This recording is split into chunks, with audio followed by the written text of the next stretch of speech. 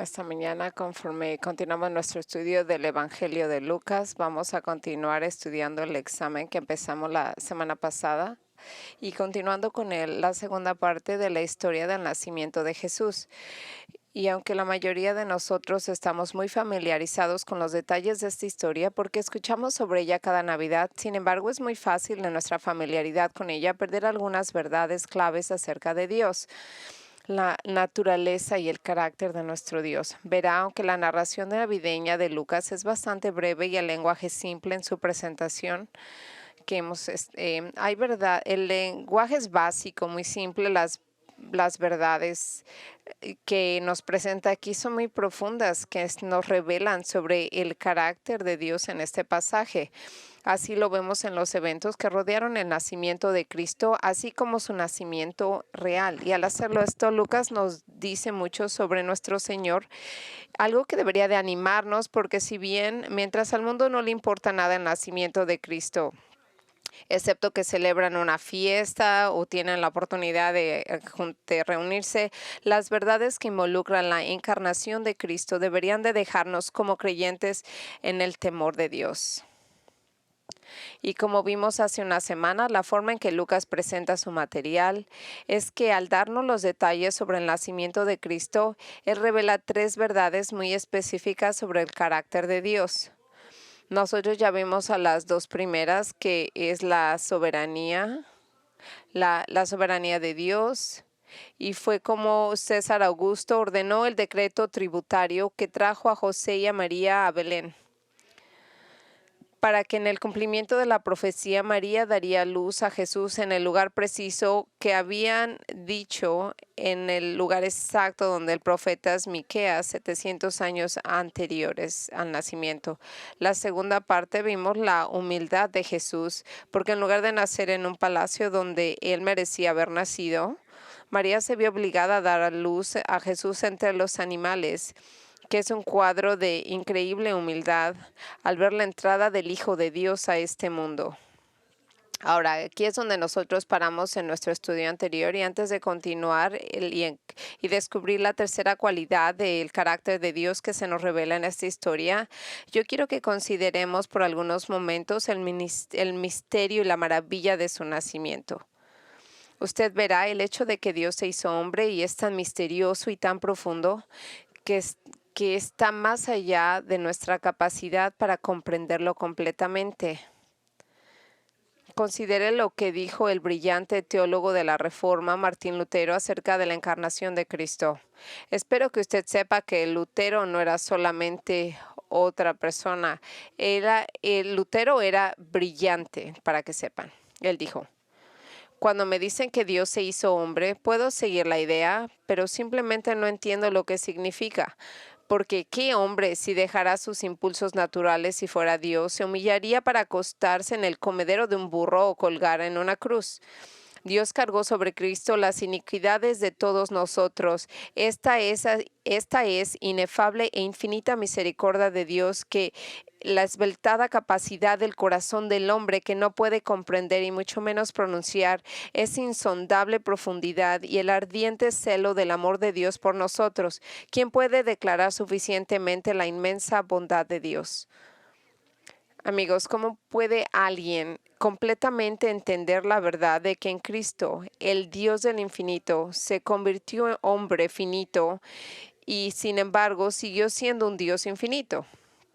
Eso no lo podemos comprender. ¿Cómo puede alguno de nosotros entender realmente que Cristo se hizo un bebé humano? Considere estas palabras para otro teólogo mientras explicaba lo que significaba, lo que era para Dios que se convirtiera en un bebé de verdad.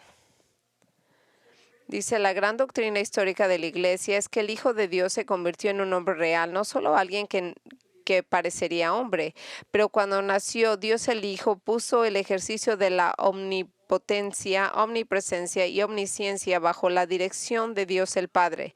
No renunció a esos atributos, pero sometió al ejercicio de que su vida estaba a la discreción de su Padre. Aunque no tenía pecado, tenía un cuerpo, una mente y emociones humanas reales, con sus debilidades humanas inherentes. Como bebé, de verdad en la cuna, observó su pequeño puño cerrado con una fascinación sin comprender, como cualquier otro bebé. No fingió la infancia, no se dio a sí mismo. Todos ustedes piensan que soy un bebé prearticulado y que descubre que tengo una mano. De hecho, yo soy Dios admirando mi brillante invento. Soy tu creador y entiendo cada palabra que dices. No, no en absoluto. Él no estaba fingiendo. Esta no fue una parodia postnatal. Él era un bebé. Este misterio va más allá de toda analogía o comprensión terrenal, verdaderamente humano. El Hijo se sometió a su propia creación y a sus leyes físicas, sus altibajos, experimentaría el desarrollo de la razón y el lenguaje humano, le enseñaría cosas que no sabía, caminaba como bebé antes de caminar como un hombre, pensaba y hablaba como un bebé antes de pensar y hablar como un hombre. Los dolores de crecimiento del Hijo de Dios fueron tan reales para él como lo fueron para nosotros. Tuvo que aprender a ser carpintero de su padre terrenal José. Jesucristo vivió con cuerpo, mente y alma humanos, con todas sus limitaciones, excepto por el pecado. ¡Qué increíble! Esta es una maravilla. Este es el misterio de la encarnación. El Dios Todopoderoso, no podemos realmente entenderlo claramente de cómo el Todopoderoso, omnisciente, omnipresente, se convirtió en un pequeño bebé recién nacido. No nos ha de extrañar que lo adoremos. No nos debe de extrañar que nos asombremos de Él, que nosotros nos postremos ante Él. ¿Quién podría haber tenido una idea tan maravillosa y al mismo tiempo un misterio tan increíble? Pero eso es exactamente lo que hizo Dios. Y habiendo hecho esto, Dios eligió la forma más singular de anunciar el nacimiento de Cristo. Y al hacerlo, Lucas nos revela la tercera cualidad del carácter divino relacionado con el nacimiento de Cristo. Ya nos ha enseñado las dos primeras, como su soberanía, su humildad. Y aquí Lucas nos viene a revelar la tercera característica que él pertenece a Dios y que está relacionada con el nacimiento de Cristo. Es su gracia, su amor, su bondad. Y empezamos aquí con el versículo 8. En la misma región había unos pastores que se quedaban en los campos y velaban por su rebaño de noche. Después de contarnos que en el versículo 7, cerca del nacimiento de Jesús, Lucas ahora nos dice aquí en el versículo 8 acerca de algunos pastores locales que estaban en los campos cerca de Belén y que estaban cuidando sus ovejas de noche cuando nació Jesús. Y es aquí estos pastores a quienes Dios eligió ser los primeros en enterarse del nacimiento de Cristo. Ahora, de todas las personas que Dios podía haber elegido para anunciar el nacimiento de Cristo, deliberadamente eligió anunciarlo a los pastores, y esto es muy significativo. No es algo que usted debe de ignorar. Le digo esto porque esa sociedad de los pastores eran vistos como marginados sociales. De hecho, las únicas personas consideradas más bajas en la escala social de los pastores eran los leprosos. Y ahora, ¿por qué los pastores tenían tan mala reputación en la sociedad judía? Bueno, porque su trabajo constante de cuidar ovejas les impedía observar el día de descanso, que es el sábado, y todas las demás leyes judías y la purificación ceremonial. Los pastores tenían que trabajar los 7 días de la semana, los 24 horas del día, básicamente, lo que les impedía mantener todas las reglas y regulaciones legalísticas creadas por el hombre y desarrolladas e impuestas por los fariseos. Por lo tanto, fueron despreciados por el establecimiento religioso de Israel por no cumplir con todas estas observancias judías. Y además de la falta de su participación en la vida religiosa judía, los líderes espirituales de esa época despreciaban a los pastores porque no habían sido educados en la ley de Moisés. Y así, en una sociedad que valoraba las prácticas religiosas y de conocimiento, los pastores judíos eran considerados irreligiosos e ignorantes. Entonces, estos pastores de Belén tenían tan poca reputación, tan baja, que no estaban ni siquiera permitidos de testificar en una corte. ¿Por qué?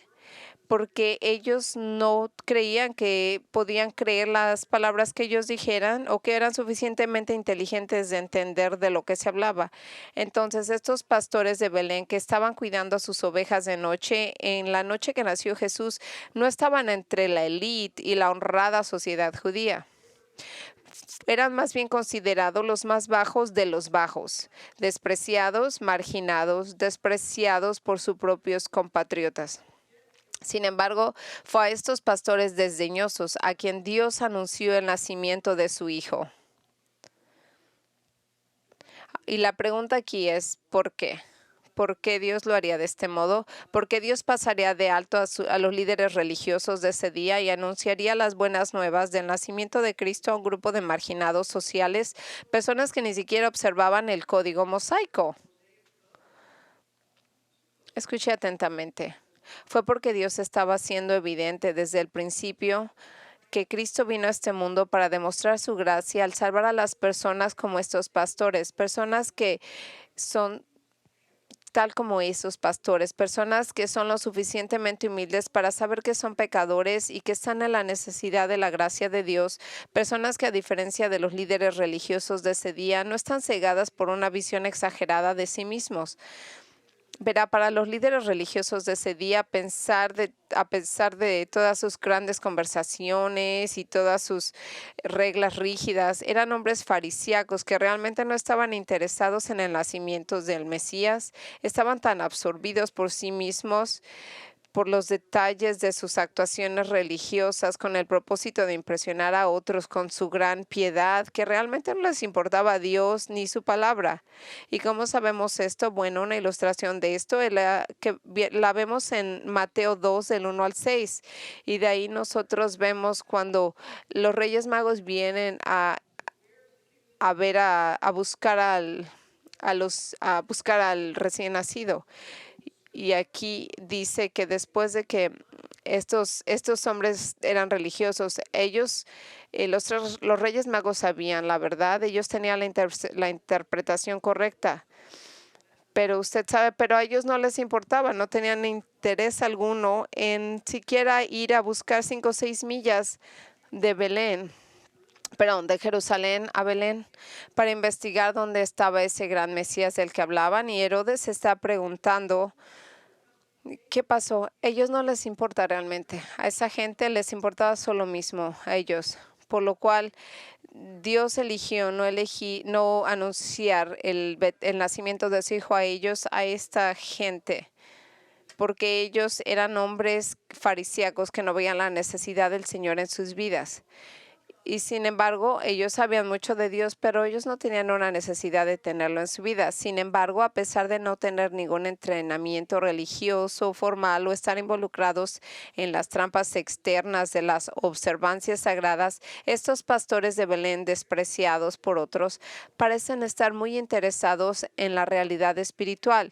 Ciertamente sabían que eran pecadores, no pretendían ser judíos. Por lo tanto, a diferencia del establecimiento religioso de ese día, sabían que les faltaba justicia y necesitaban misericordia y la gracia de Dios para ser perdonados por sus pecados. Ellos sabían que no había nada bueno en ellos, que necesitaban la misericordia y gracia del Señor, que se las diera el mismo Dios.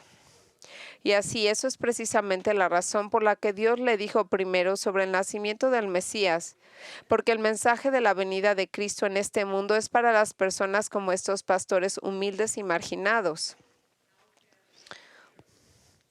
que son pecadores, que ven la necesidad de un Salvador, que ellos ven su gran necesidad de un Salvador. Ve, al elegir a los pastores humildes para ser los primeros que sepan el nacimiento de Cristo, Dios estaba aquí indicando que Él venía a salvar a gente así.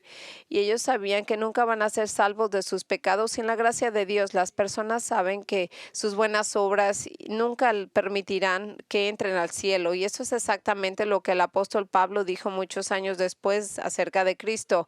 1 Timoteo 1:15, Cristo Jesús vino al mundo para salvar a los pecadores, de los cuales yo soy el primero. Y esta verdad continúa resonando hoy.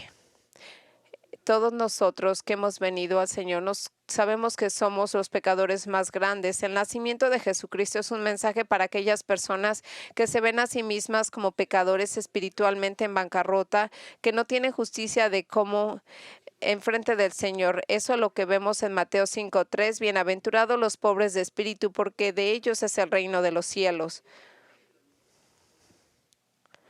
Escuche, todos los que entran en el reino de Cristo entran del mismo modo, saben que son indigentes espirituales, pecadores asolados por la pobreza y que entran en su reino humillándose a sí mismos, admitiendo que no tienen justicia propia sin la gracia de Dios. Recuerde, Jesús dijo que vino a llamar a los pecadores al arrepentimiento y no a los justos. Ahora, Él no quiso decir en esa declaración que algunos son justos, pero no vino a llamarlos al arrepentimiento. No, la verdad es que nadie es justo. Lo que Jesús estaba diciendo es de que vino a llamar a los pecadores que saben que son pecadores a que se arrepientan. Todos son pecadores, pero no todos lo reconocen o lo ven así. Es por eso que Jesús atrajo a los recaudadores de impuestos, corruptos, los marginados sociales, las prostitutas de su época, las personas que sabían que eran pecadores y que necesitaban liberación espiritual a través del perdón divino por medio de la misericordia y la gracia de Dios. Y entonces en la narración de Lucas sobre el nacimiento de Jesús, Él nos informa que Dios escogió a pastores humildes para ser los primeros en escuchar la entrada de su Hijo a este mundo, y es un mensaje en el que Cristo vino a este mundo para salvar a las personas que conocen su necesidad de Él y de su gracia. Y así es como esto sucedió, volviendo al versículo 8, cuando lo leemos del 8 al 10. En la misma región había unos pastores que se quedaban en el campo cuidando a su rebaño de noche, y de repente un ángel del Señor se presentó ante ellos. La gloria del Señor los envolvió de resplandor y estaban terriblemente asustados, pero los ángeles les dijo: no temáis, porque aquí los traigo buenas noticias de gran gozo que serán para todo el pueblo. Ahora, los pastores de Israel en ese día solían dividir el trabajo de pastoreo en turnos. Mientras algunos dormían, los demás hacían guardia cuidando al rebaño. Entonces la escena de Lucas nos está pintando es la de los pastores cansados, medio dormidos, sentados y probablemente hablando sobre los problemas de su época, impuestos, gobierno romano sobre ellos, la política, preocupaciones familiares. Y cuando de repente algo interrumpe su conversación y sucede algo extraordinario, y lo leemos así: un ángel del Señor de repente se paró ante ellos. Ahora, ¿quién es este ángel? Lucas no nos dice, pero es muy probable que este podría ser el ángel Gabriel. Y le digo esto porque este es el que previamente se le apareció a Zacarías y a María, y dando los detalles relacionados con el nacimiento de Cristo. Pero además del ángel que se le aparece, Lucas nos dice que la gloria del Señor los rodeó de resplandor y estaban terriblemente asustados. Es decir, el Dios estaba en llamas, con la gloria de Dios, que estaban aterrorizados. Entonces, ¿cuál es la gloria de Dios y por qué estos pastores están tan asustados al verla? Bueno, la gloria de Dios en este contexto es la presencia de Dios mostrada en una luz brillante, también conocida como la gloria Shekinah. Es significativo que aparezca aquí porque antes de esto la gloriosa presencia de Dios no se había visto en Israel durante siglos. Pero la última vez que la gloria de Dios se manifestó en Israel fueron en los días del cautiverio de la nación, cientos de años antes. Eso sería cientos de años, muchísimo antes. Lo último lo leemos en el libro de Ezequiel, que Dios retiró su gloria del templo de Jerusalén primero y después de la nación, enseguida de Israel por completo. ¿Por qué lo hizo así? Porque la constante rebelión y desobediencia de ese pueblo, y su gloria se mantendría alejada de Israel hasta esa noche, por cientos de años. Fue la noche en la que nació Jesús, lo que significa que con el nacimiento del Hijo de Dios, su gloriosa presencia había regresado a la nación, porque Él es la gloria de Dios. Él es el glorioso.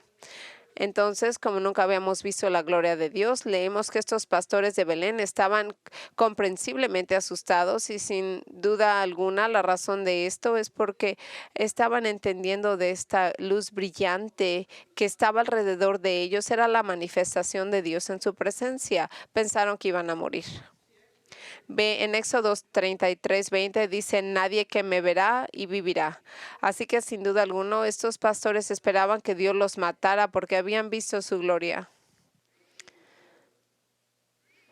Y eso es por lo que el ángel les dice inmediatamente en el versículo 10, no tengan miedo. Le quiere decirles que no ha venido a anunciar muerte o el juicio sobre ellos, sino más bien a declarar las buenas nuevas. Pero antes de que él les diga a los pastores el contenido de esta buena nueva, fíjense que él primero les dice para quién son estas buenas nuevas. Y él les dice, te traigo buenas noticias de gran alegría que serán para todo el pueblo.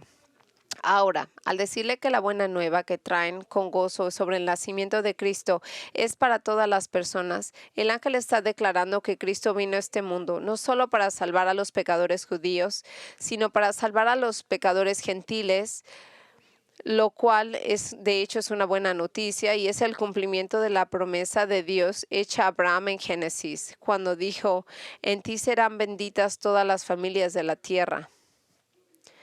Es decir, que uno de los descendientes físicos de Abraham traería la salvación a los judíos y gentiles, y ese único descendiente sería Jesucristo, el Mesías. Ahora, esta verdad debe de tenernos muy emocionados a cada uno de nosotros y que tenga un gran impacto dentro de nosotros, porque nos dice que hay esperanza en todas las personas. Nos dice que personas como esos, que hay mucha gente que se siente muy ocupada en sus observancias religiosas, gente como los gentiles de ese día, que a diferencia del pueblo judío en ese tiempo practicaban un comportamiento inmoral y vergonzoso. Pero verá, el mensaje de la gracia de Dios en Cristo es que Jesús vino a este mundo para salvar a las personas independientemente de quienes sean, de lo que hayan hecho en el pasado. No hay pecado que no se pueda perdonar. Y no hay nadie que esté más allá de ser salvo debido a su vergonzoso pasado. Cristo nos ofrece la esperanza a todos los que sabemos que somos pecadores y necesitan de la salvación y de su perdón. Sin importar lo que usted ha hecho de su edad, de su nacionalidad, de su pasado, de lo que usted se está involucrando actualmente, de qué tan rico, qué tan pobre es usted. Jesús puede y lo hará traer la salvación a su vida si tan solo reconoce en su corazón que usted está en pecado, se arrepienta del mismo y volviera a Él para su salvación. Ya sea usted joven o mayor, todo lo que tenemos aquí es la buena noticia de un gran gozo que le traerá un regocijo personal. Usted ve, nunca va a conocer una alegría y un gozo verdadero en su vida mientras usted rechace a Cristo. Ahora, posiblemente tendrá un poco de felicidad fugaz cuando algo positivo suceda en su vida, pero la alegría no depende de las circunstancias positivas. El gozo verdadero llega cuando, independientemente de nuestras circunstancias, sabemos que nuestros pecados son perdonados y que tenemos una relación con Dios. Y que nosotros entramos a una relación con Cristo, lo cual nos llevará algún día al cielo cuando nos toque morir, porque todos nuestros pecados han sido pagados. Ese es el gozo verdadero. Y es por eso que mientras el ángel continúa hablando con los pastores, procede a contarles acerca de aquel que es la fuente de gran gozo. Y mire aquí, ve el versículo 11. Porque hoy en la ciudad de David ha nacido un Salvador, que es Cristo el Señor. Después de anunciar el mensaje de que estaba a punto de traer buenas nuevas de gran gozo y eran para todas las personas, el ángel anuncia el contenido de esta buena nueva. Y les dice a los pastores que en la aldea de Belén, conocida como la ciudad de David, porque el rey David era de allí y ha nacido el Salvador, Cristo, el Señor. Ha nacido. Ahora, esta declaración del ángel debe de ser absolutamente de asombro para los pastores, porque este es el Mesías que el pueblo judío había estado esperando y esperando durante miles de años.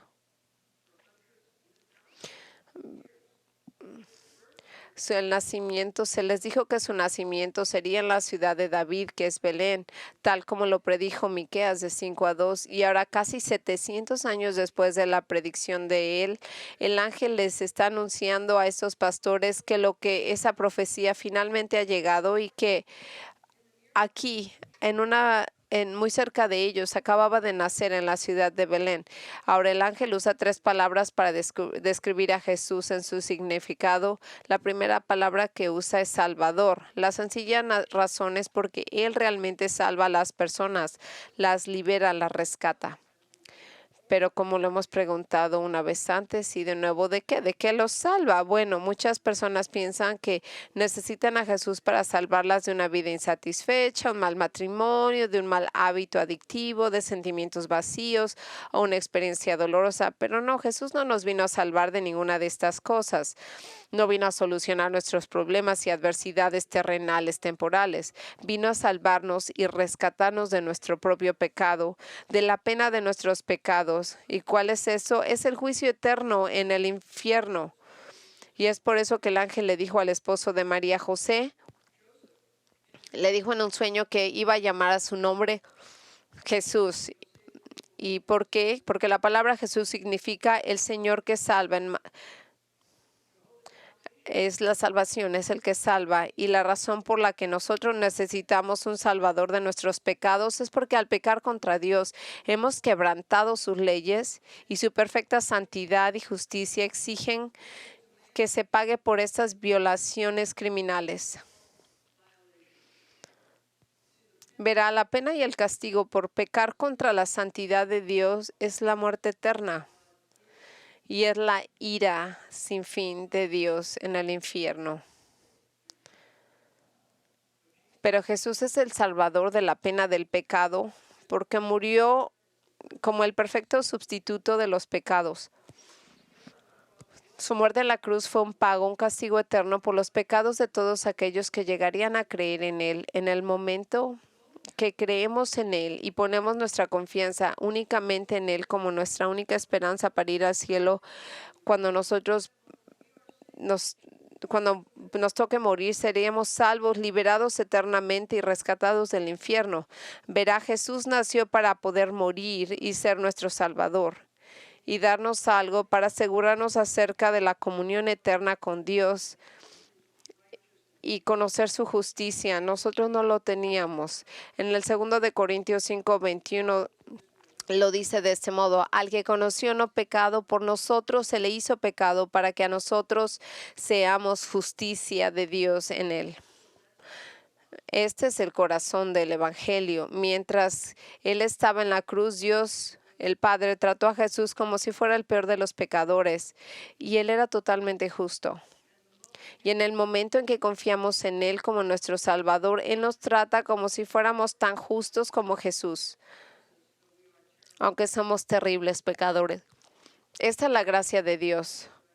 Él nos da la rectitud de Jesús en nosotros, pero no solo Jesús es el Salvador, el ángel también se refirió a Él como Cristo. Él nos dice que es el ungido, el Mesías. Y el significado de esto es de que en los tiempos bíblicos, cuando alguien era apartado para ser profeta, rey o sumo sacerdote de la nación, esa gente era ungido con aceite de oliva. El hecho de que Jesús fuera ungido significa que Él es aquel que ha sido ungido con el Espíritu Santo.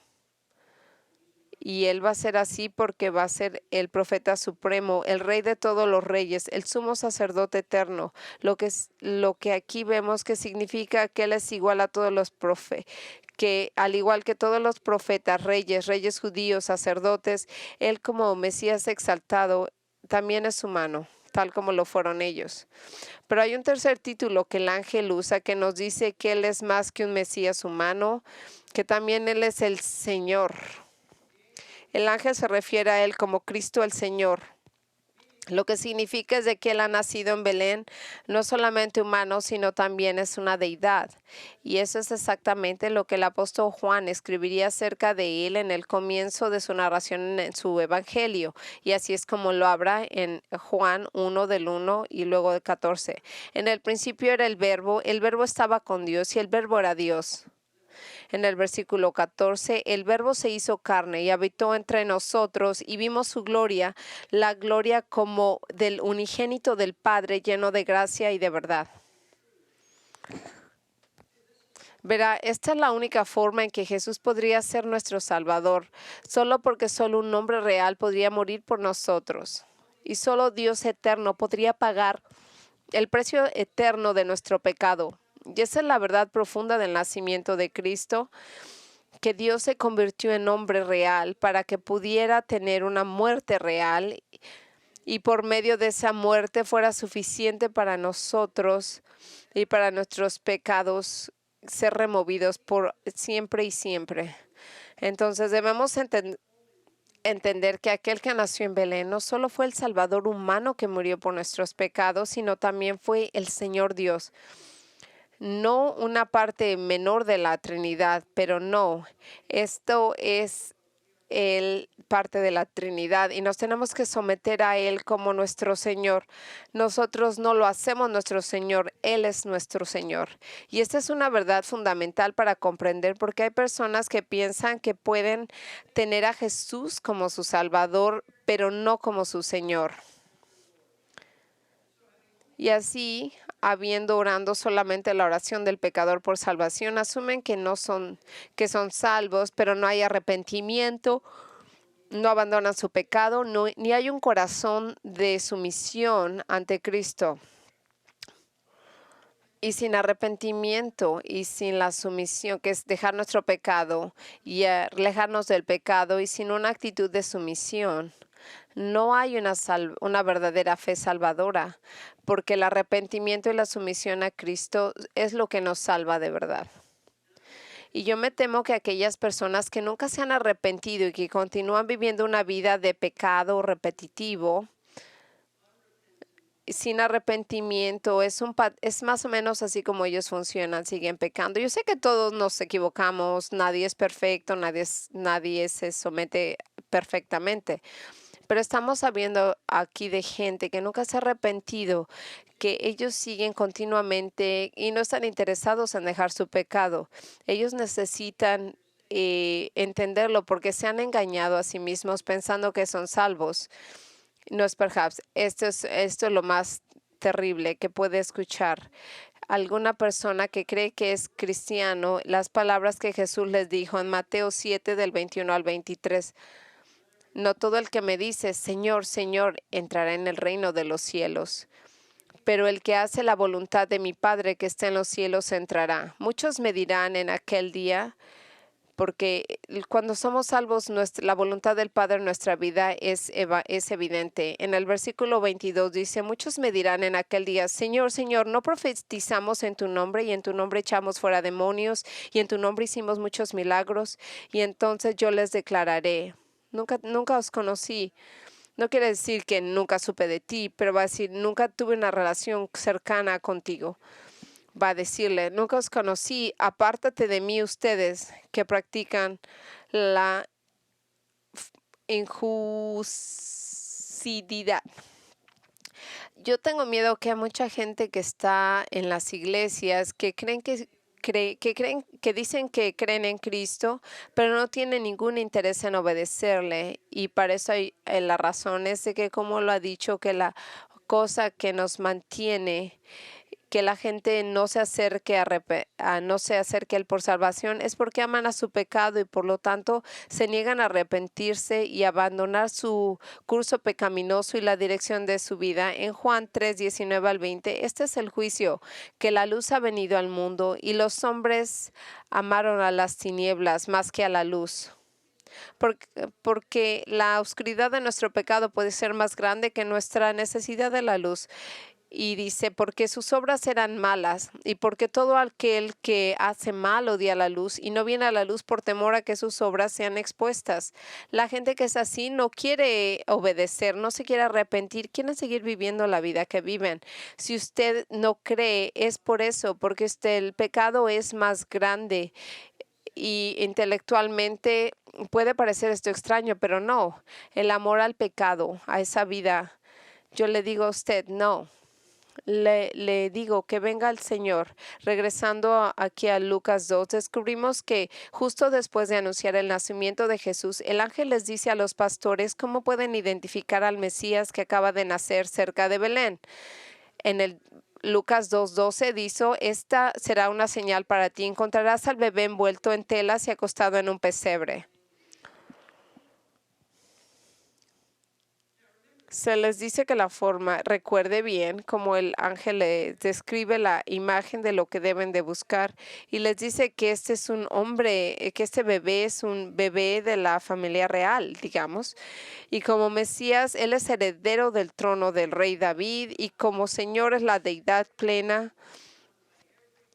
Y entonces usted esperaría encontrar a este niño real envuelto en lujosas prendas, rodeado de todas las comodidades y conveniencias, pero no, nos dicen que está envuelto en simples tiras de tela, probablemente trapos, acostado en una cuna donde alimentaban a los animales. No hay una aureola alrededor de su cabeza, no hay rayos dorados que emanan de él, solo un bebé, como todos los bebés pequeños, vestidos con tiras comunes de tela, acostado en un comedero, cuando humillantemente fue Dios que se convirtió en humano solo para poder salvarnos. Y ese solo hecho debería de humillarnos y hacernos agradecidos por su amor y gracia.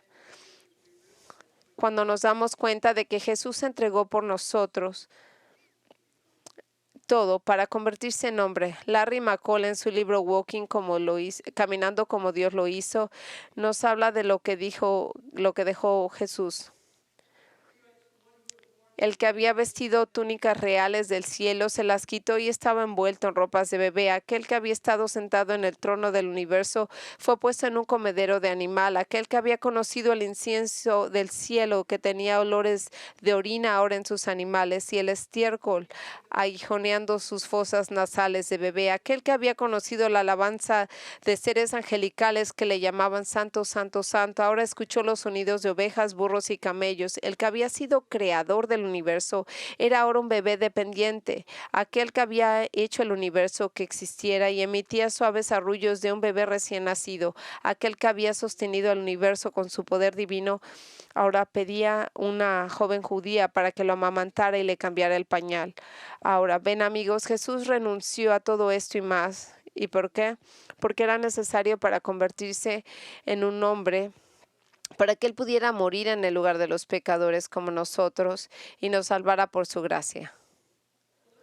Pero mirando de nuevo a la narración de Lucas, vemos que apenas el ángel les había dicho a los pastores cómo encontrar e identificar al Mesías cuando sucedió algo increíblemente maravilloso.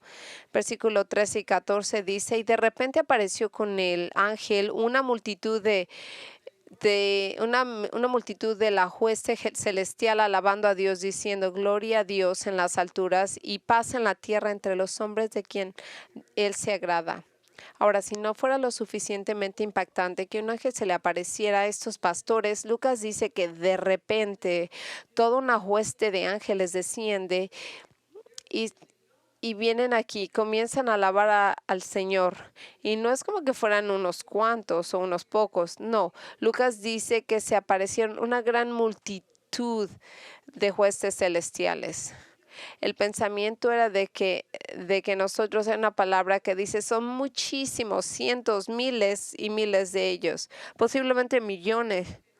Uno dice que todos estos ángeles, posiblemente todos los ángeles del cielo estaban ahí, como una gran, un batallón de ángeles estaban ahí y venían aquí a adorarlo. Todos estos ángeles previamente habían adorado a Jesús en el paraíso. Ellos sabían de su majestuosidad, de su riqueza, de su gloria. Todos sabían de la falta de los hombres. Y aún así Él había dado un modo para la salvación. Y cuando ellos vienen aquí, ellos sabían que esto sucedería y el nombre de Jesús, de que Él había nacido, para que esto se pudiera lograr, estaban en tremenda admiración por el Señor, que el nacimiento de Dios estaba lleno de alabanzas, posiblemente cantando gloria a Dios en lo alto, con quien Él está agradado. Esta es las palabras originales que dice gloria en excelsis Deo, que en latín significa gloria a Dios en las alturas. Estos ángeles están reconociendo a Dios por la gloria de su carácter impecable, ya que Él es lo más alto de todos y Él reside en el más alto de los lugares, el cielo. Y con respecto a algo que es mucho más bajo que el cielo, es decir, la tierra, también declaran que aquellos en la tierra con quienes Dios se complace tienen paz. Y lo que quieran decir con esto es que Él hace las paces con aquellos con quienes Él se complace y les concede salvación. Esta no es una declaración sobre el nacimiento de Cristo trayendo paz a todos los hombres en la tierra, sino lo vemos mucho en las películas, que hay cierta paz y que no, esto no es de lo que estamos hablando. Estamos hablando de que el Señor Dios da su salvación y paz a aquellos con quien Él se complace en concederlo. Una vez más, todo lo que Él habla de la gracia de Dios al enviar a Cristo a este mundo para salvar a aquellos a quien Dios elige soberanamente salvar. Nosotros deberemos unirnos a los ángeles para cantar alabanzas a Dios por el nacimiento de Cristo y no solo en Navidad. Siendo los objetos del amor y la salvación de Cristo, debemos estar constantemente alabando a Dios, uniéndonos a los ángeles en las majestuosas palabras de gloria a Dios en las alturas. ¿Y cuánto tiempo los ángeles se quedaron ahí alabando a Dios? No lo sabemos. Todo lo que nos dice que cuando ellos terminaron, se regresaron al cielo. Cuando los ángeles se alejaron de ellos, el cielo, los pastores comenzaron a decirse unos a los otros: vayamos entonces directamente a Belén y veamos lo que ha sucedido, que el Señor nos ha dado a conocer. Ahora, tan pronto como los ángeles se fueron, los pastores comenzaron a discutir entre ellos que debían de ir inmediatamente a la aldea de Belén, que probablemente estaba ahí a 1 milla o 2 de donde estaban ubicados en sus campos, para que pudieran ver por sí mismos lo que Dios les había revelado acerca del bebé Cristo que acababa de nacer. Entonces, el resto de estos versículos en esta sección simplemente se enfocan en los pastores que buscan a José, María y al bebé. Y lo que ocurrió lo vemos en versículo 16 al 20. Entonces vinieron apresuradamente y encontraron el camino hacia María y José y el bebé que yacía en el pesebre. Y cuando vieron esto, dieron a conocer lo que se les había dicho acerca de este niño, y todos los que lo oyeron se maravillaron de las cosas que decían los pastores. Pero María atesoraba todas estas cosas, meditándolas en su corazón. Los pastores regresaron glorificando y alabando a Dios por todo lo que habían visto y oído, tal como lo habían dicho. Lucas nos dice que los pastores llegaron apurados, quizás incluso corrieron y encontraron a María, a José y al bebé. ¿Y cuál sería la conversación entre los pastores, María y José? No lo sabemos, Lucas no nos lo dice. Pero sin duda alguna los pastores le contaron lo que el ángel les había dicho y cómo el cielo se iluminó con el resplandor de la gloria de Dios.